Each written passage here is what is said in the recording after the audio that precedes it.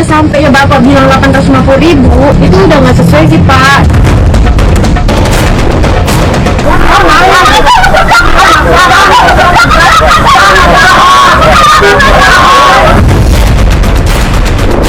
Kami menghimbau kepada masyarakat dari jalur alternatif ini mau ke puncak lewat jalur alternatif sudah jelas, nggak perlu ada joki pun sudah pasti sudah selesai.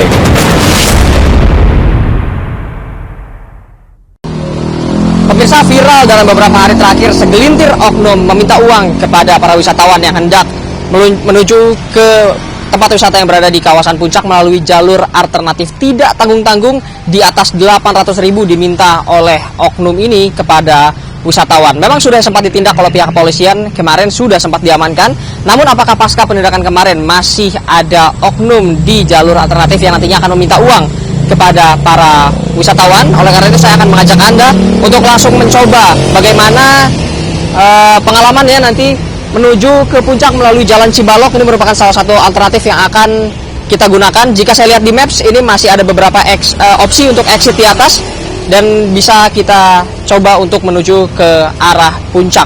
Ikuti saya. Fenomena premanisme berkedok penunjuk jalan di kawasan puncak Jawa Barat ini memang sudah kerap terjadi. Apalagi dikala kondisi lalu lintas menuju kawasan wisata ramai kendaraan. Banyaknya pengguna jalur alternatif membuat beberapa orang memanfaatkan untuk mengambil keuntungan. Ya pemirsa, memang jalan alternatif ini akan seperti ini. Jalannya tidak terlalu lebar, bahkan di beberapa bagian jalan ini hanya muat untuk pas satu mobil. Sedangkan jalur ini juga tidak one way, ini bisa dari arah atas, bisa dari arah ke bawah. Tadi kami sempat berpapasan bersama mobil yang berada atau berasal dari atas. Ini memang cukup sulit seperti itu untuk dilalui. Namun ini masih bisa dilalui dan sepanjang perjalanan juga jalurnya naik turun seperti itu yang harus waspada, apalagi di bulan Desember menjelang akhir tahun ini sering sekali terjadi hujan dan harus sering-sering memantau bagaimana kondisi yang ada di Maps karena jalannya cukup bercabang dan di Maps terlihat lebar jalannya sama, namun jika nantinya telat belok atau salah belok akan bertemu jalan yang cukup kecil dan cukup sulit untuk berbalik arah. Razia dan imbauan terus dilakukan oleh petugas keamanan agar masyarakat lebih berhati-hati dan tidak mudah tergoda oleh tawaran joki jalur alternatif.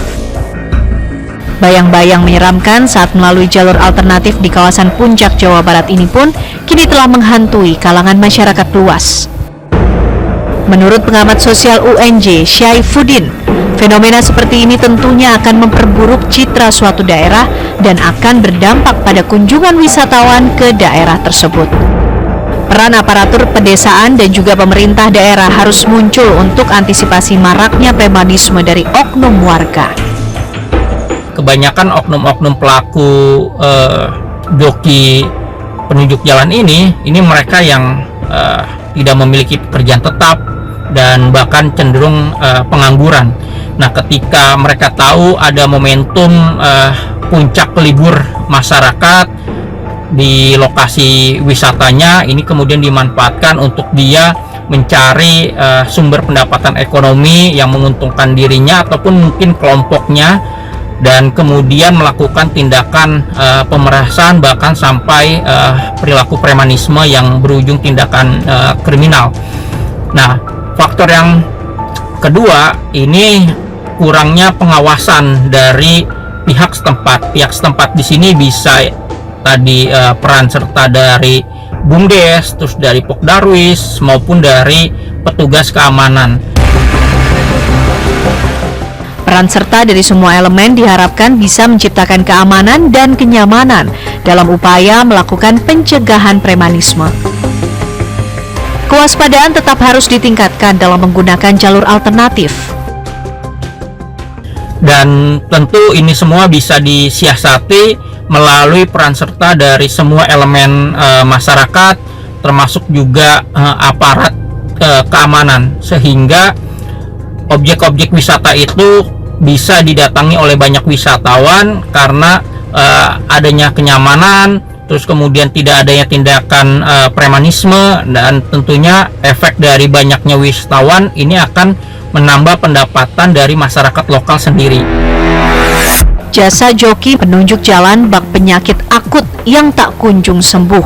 Walau sudah diberi obat dan sanksi hukum, namun perubahan pola pikir harus tetap dilakukan.